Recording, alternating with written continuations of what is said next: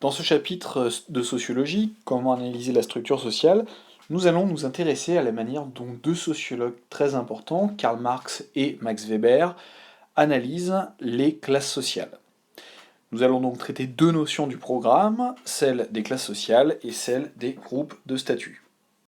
La théorie de Karl Marx est sans doute la plus connue. C'est un sociologue et philosophe allemand du XIXe siècle, né en 1818 et mort en 1883, qui a énormément influencé l'analyse des classes sociales.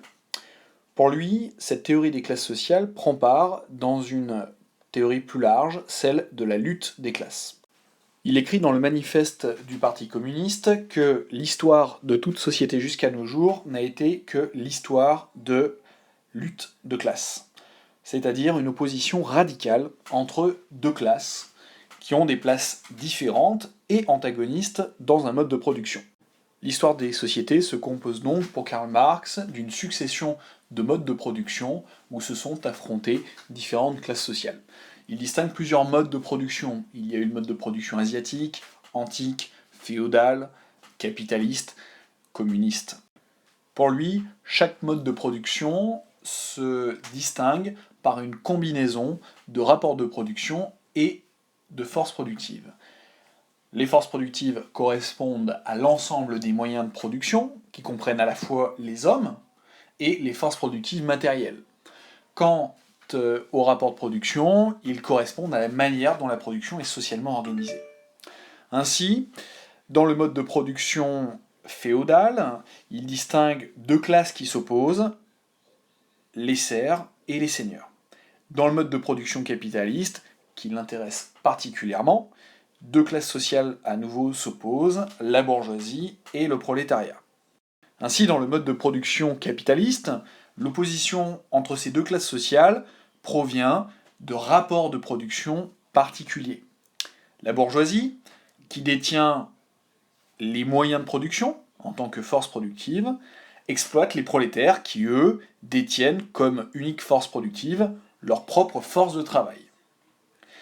Les deux classes sociales ont donc des intérêts contradictoires, puisque la bourgeoisie veut accentuer l'exploitation du prolétariat pour augmenter son profit, tandis que le prolétariat lutte contre ces rapports d'exploitation pour augmenter le niveau de salaire. On voit donc bien clairement ici une opposition d'intérêts, des antagonismes entre ces deux classes sociales. Et c'est bien dans ce cadre d'analyse qu'il faut comprendre la définition des classes sociales de Karl Marx. C'est-à-dire qu'on ne peut pas comprendre sa définition en dehors d'une réflexion plus générale autour de la lutte des classes. Il distingue alors deux critères pour définir une classe sociale. D'une part, le critère de la classe en soi.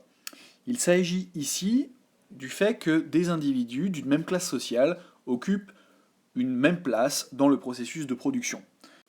La bourgeoisie possède par exemple les moyens de production en tant que force productive, tandis que le prolétariat ne possède pas des moyens de production, mais possède uniquement leur force de travail, là aussi comme force productive. Le deuxième critère tient à la classe pour soi. Il s'agit cette fois-ci de la conscience de classe.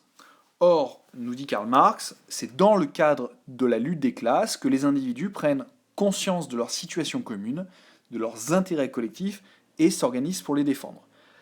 La classe pour soi, c'est-à-dire la conscience de classe, n'apparaît donc que dans le cadre d'une lutte des classes. C'est pour ça que les classes sociales ne peuvent pas être distinguées de la lutte des classes. Elles n'existent que dans le cadre d'une lutte des classes. Max Weber, lui aussi sociologue allemand du XIXe siècle et du début du XXe siècle, propose une analyse des classes sociales. Il distingue en fait trois ordres hiérarchiques, c'est-à-dire constitués d'une hiérarchie, dans la société où est distribué le pouvoir. Il y a d'une part l'ordre économique, où se répartissent les biens. Il est composé de classes au sein desquelles sont regroupés des individus ayant des chances semblables de se procurer des biens.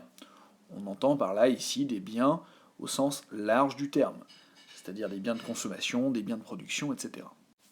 Ainsi se trouvent en haut de l'ordre économique les classes qui possèdent le plus de biens, celles qui ont le plus de chances de se procurer des biens, et en bas de cet ordre économique se trouvent les classes qui ont le moins de chances d'accéder à des biens. Il existe un autre ordre hiérarchique, cette fois-ci l'ordre social, où se répartit l'honneur. Cet ordre est composé non plus de classes, mais de groupes de statuts, au sein desquels sont regroupés des individus qui partagent un même degré de prestige. Ainsi, en haut de cet ordre social, on retrouve des groupes de statuts qui possèdent un très fort prestige, alors qu'en bas de cet ordre social se trouvent des groupes de statuts qui possèdent un très faible prestige. Le troisième et dernier ordre hiérarchique retenu par Max Weber est l'ordre politique, où cette fois-ci c'est le pouvoir qui est réparti. Il est composé cette fois-ci de partis, au sein desquels sont regroupés des individus qui cherchent à accéder au pouvoir. Une compétition a alors lieu entre les partis, et on trouve en haut de l'ordre politique le parti ou les partis qui possèdent beaucoup de pouvoir, tandis que se trouvent en bas de cet ordre politique des partis qui ont très peu, voire aucun pouvoir. On peut alors se demander quels points communs et quelles différences il y a entre l'analyse de Karl Marx et celle de Max Weber au sujet des classes sociales. On peut tout d'abord retenir deux points communs. Les deux auteurs admettent effectivement l'existence de classes sociales et les définissent à partir de critères économiques.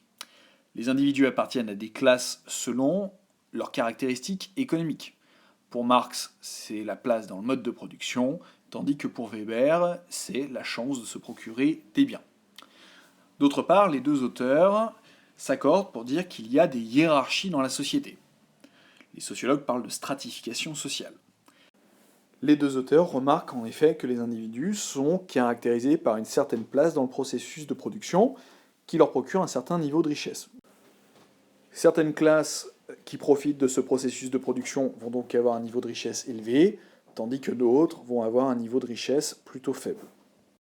On peut distinguer trois différences.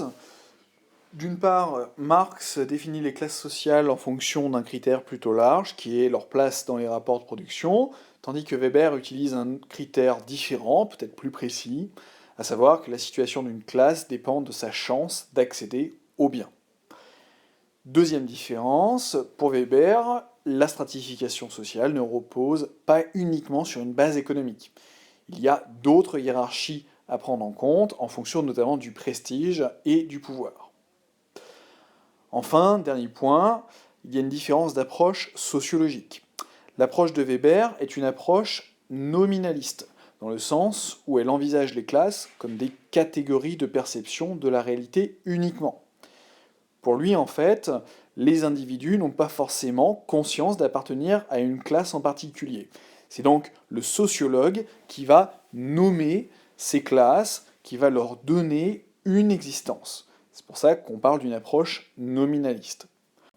Dans l'approche marxiste, on peut parler d'une approche réaliste, puisque le sociologue part du réel, de ce que ressentent réellement les individus.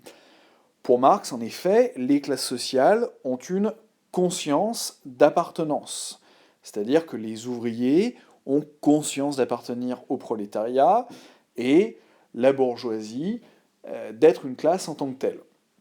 Par conséquent, le sociologue ne va pas nommer ces classes puisqu'elles ont une existence en tant que telles. Le sociologue n'a pas besoin de les faire ressentir puisque les classes sociales existent réellement. Le sociologue ne va donc que faire ressortir ces classes, soit le prolétariat d'un côté, soit la bourgeoisie de l'autre, parce que leurs membres ont une conscience de classe.